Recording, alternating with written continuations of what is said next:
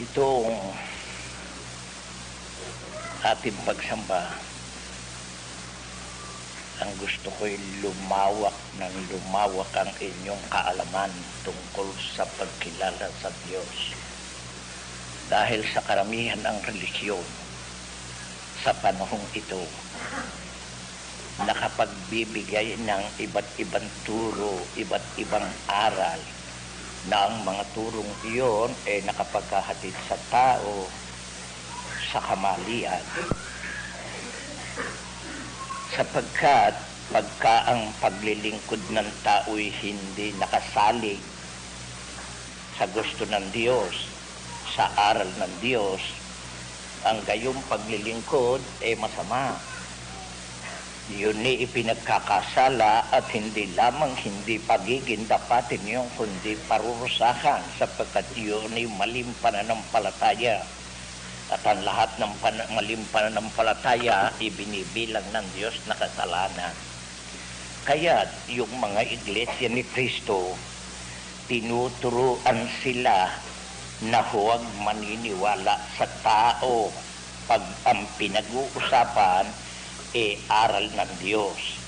Ang maaari lamang taong paniwalaan nila ang mga apostol, ang ating Panginoon sa Kristo, ang mga propeta. Maliban diyan, hindi na. Dahil sa iyon, sadyang itinalagan ng Diyos yun para maghayag ng kanyang gusto sa tao. Higit sa lahat, ang nakapagturo ng maraming kagustuhan ng Diyos ay ang ating Panginoon Kristo. Kaya ang Iglesia ni Kristo, iyon ang sinasampalatayanan, iyon ang pinananaligan. Ang sinasampalatayanan nila yung mga turo noon, sapagkat yun ay mula sa Diyos.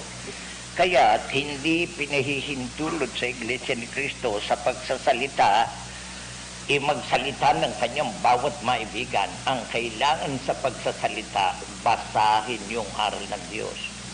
Yun ang tingnan.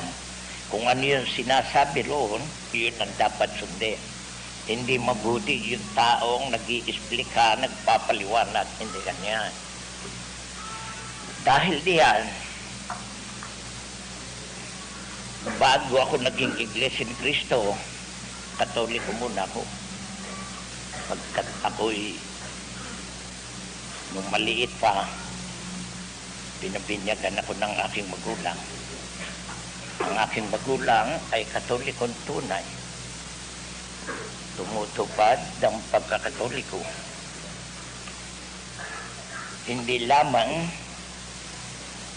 sa tuwina ay nagdarasal 3 beses sa isang gabi, bukod pa sa madaling araw, at palaging nagpukumpisal at nakikinabang kung linggo.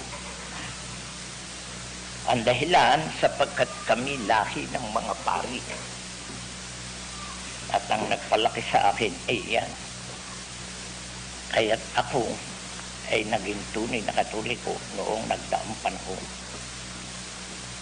Kung hindi lamang dahil sa aking pananagutan sa Diyos na aking pinagmulan at siyang lumalang ng aking buhay, hindi ako aalis sa Katoliko.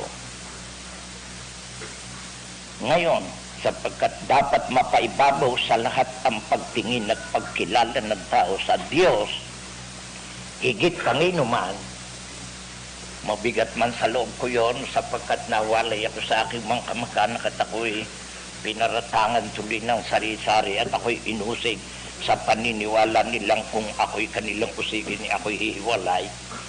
Tiniis ko yan.